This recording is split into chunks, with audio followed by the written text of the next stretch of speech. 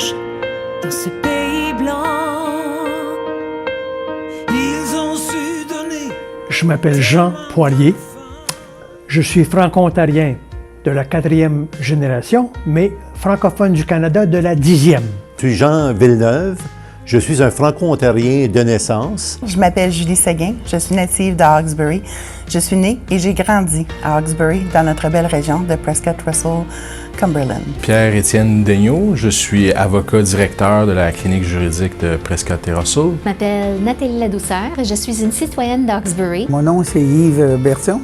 Je suis de Hawkesbury. Je suis Yves Wilfried Makemta, agent de projet à la communauté francophone accueillante de Hawkesbury. Je suis au Canada depuis septembre 2022 et je viens du Cameroun et aujourd'hui je suis pleinement installé au Canada comme franco-ontarien.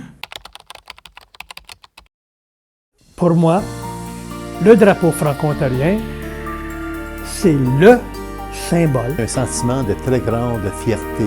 Mais aussi de résilience, d'espoir. C'est la résilience. C'est la fierté. Pour moi, le drapeau franco-ontarien est signification de solidarité entre tous les francophones hors Québec, en Ontario. Il nous rallie et nous rend solidaires envers une même cause, la francophonie. Pour moi, le drapeau, c'est... ils ont essayé de nous enterrer, mais ils ne savaient pas que nous étions des graines.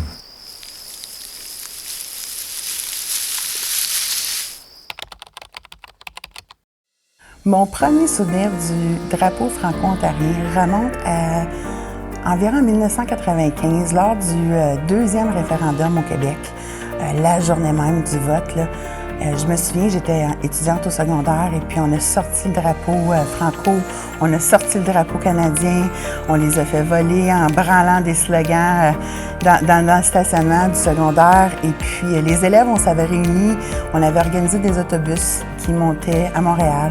Et puis dans notre élan et notre courage de jeunesse, on pensait vraiment aller faire une différence, aller dans la manifestation, faire une différence pour faire pencher le vote sur le non, parce qu'on sait tous que les franco-ontariens, les francophones hors Québec, sans les francophones du Québec, on est un peu moins fort.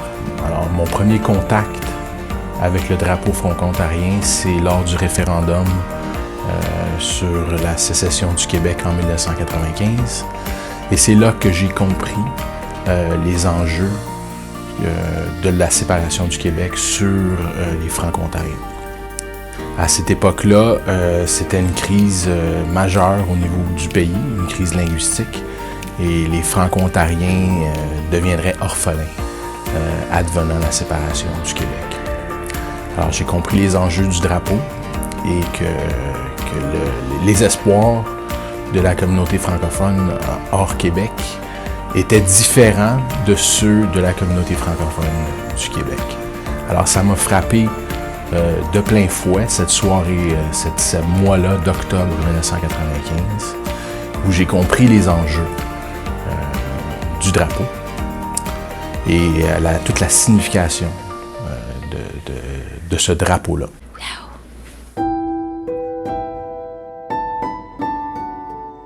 En fait, la première fois que j'ai vraiment pris conscience de l'ampleur du drapeau franco-ontarien, il y a plusieurs souvenirs dans mon jeune âge.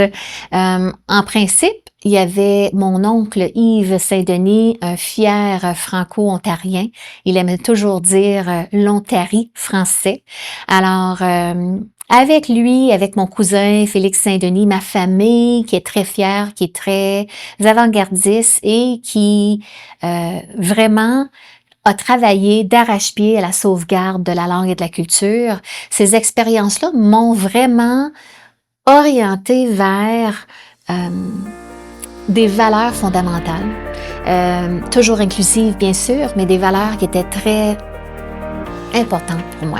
Bien, mon premier souvenir du drapeau retourne, c'est 50 ans passés, fait que c'était en 75, fait que je graduais de l'école secondaire en 75, et je me rappelle la première signification, c'est M. Yves Saint-Denis, qui était un défendeur grandiose de la francophonie. On avait été à une cérémonie et il nous avait fait une interprétation de la fierté du drapeau des francophones, la mission qu'on avait à faire ici en Ontario. Et c'est de là que j'ai su qu'on avait un drapeau qui venait d'être créé. Mais M. Saint-Denis, à toi fois que je pense à la francophonie, c'est sûr que je pense à M. Saint-Denis, qui était un défenseur fervent de notre drapeau et de la francophonie ici en Ontario. J'avais à ce temps-là 23 ans. Je me souviens, j'étais au début de ma carrière d'enseignant. Ça représentait pour moi une grande fierté parce que déjà dans nos écoles, à Sudbury, à Cornwall, on se battait pour avoir des cours en français dans nos écoles. Moi, quand j'ai commencé en 1966 mon secondaire, tous les cours étaient en anglais. Heureusement, ça a beaucoup changé dans les années 70 et 80, puis ça a permis à tous nos francophones, dans ces années-là, d'obtenir des cours en français à l'école. Donc, c'était très intéressant. Puis, ça faisait partie, ça, du plan du gouvernement Roberts en 1966, qui avait un document qui s'appelait « Vivre et apprendre », « Living and Learning ». Puis, ce qui était bon à ce moment-là, puis qu'on a mis en application, c'est que le premier ministre de l'époque a donné la permission que les écoles forment des conseils scolaires, offrent des cours en français pour les francophones. Puis je pense que l'événement, quand les jeunes ont débrayé dans nos écoles secondaires, ça a créé une vague, puis cette vague-là nous a permis d'aller plus loin, puis d'être capable de faire tous ces cours de la 9e année, en ce temps-là, c'était la 13e année. Ça a permis aux gens de pouvoir prendre tous leurs cours en français. Donc, le drapeau, pour moi, ce qui est réconfortant, je me suis dit, il y a une histoire à ça. Ça nous a fait évoluer dans nos droits.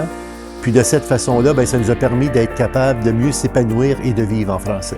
Je me rappelle encore la première fois que j'ai vu ce drapeau qui flottait, ce drapeau vert et blanc, qui me disait au fond de moi que j'étais dans une nouvelle communauté et que tout était permis de rêver par rapport au combat de la francophonie. C'était un moment inoubliable parce que, en tant que nouvel arrivant, tu te rends compte que des personnes se sont battues pour la préservation d'une langue. Et aujourd'hui, je me sens pleinement impliqué dans la communauté, je me sens pleinement comme un franco-ontarien qui va continuer le combat et qui va mener les actions pour que cette langue soit pérennisée. J'ai bien connu il y a 50 ans passés ceux et celles qui ont eu cette idée de créer un drapeau pour la collectivité franco-ontarienne. Et j'étais là, croyez-moi, 50 ans, ça passe comme 50 minutes. Je m'en rappelle très bien. J'ai bien connu les 4 personnes au tout début et on sentait qu'on créait quelque chose, un symbole, un moyen d'identité, un moyen de rassemblement, un moyen unique à nous, notre moyen de se rattacher à la francophonie en Ontario. Moi, de voir ça au tout début, on y croyait, on en avait besoin. C'était pas qu'une idée farfelue, c'était très sérieux, mais ça a attrapé, ça a comblé un besoin immédiat.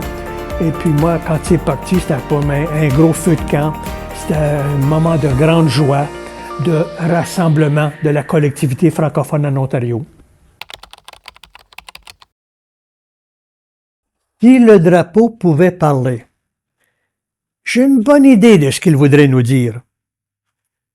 Premièrement, il nous dirait « Ne m'oubliez pas, faites-moi valoir, faites-moi voir, rappelez-vous de moi à tous les jours pour vous rappeler de votre identité francophone. Je suis avec vous aujourd'hui, je l'étais hier et je serai toujours auprès de vous demain. » Donc, je pense que le drapeau voudrait qu'on sache « Ne m'oublie pas ».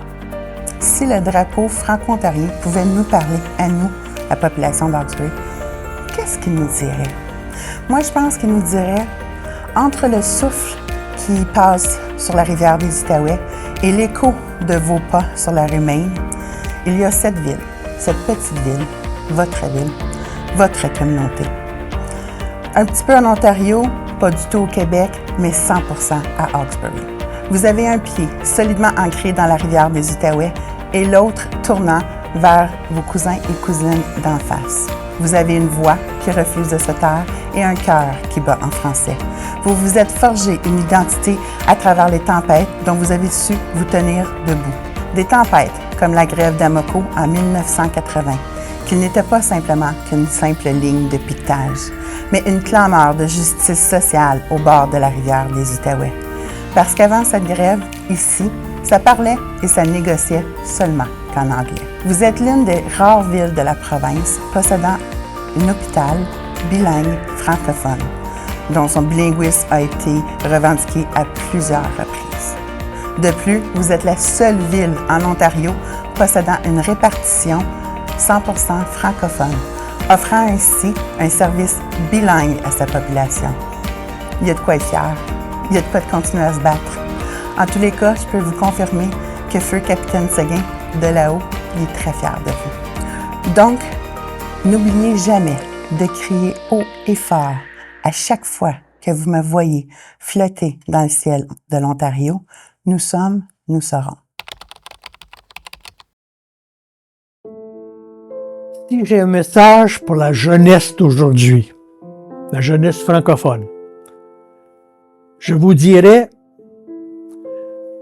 il y a des générations, au moins 10, qui ont passé avant vous pour établir et maintenir la francophonie à l'échelle de ce pays, et en particulier ici en Ontario.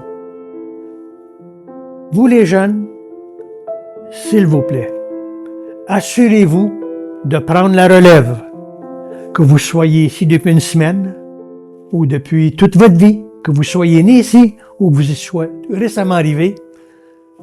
Assurez-vous de comprendre votre devoir, votre obligation d'engagement, de suivi, de suivre dans nos pas, même d'ouvrir de nouveaux sentiers s'il le faut.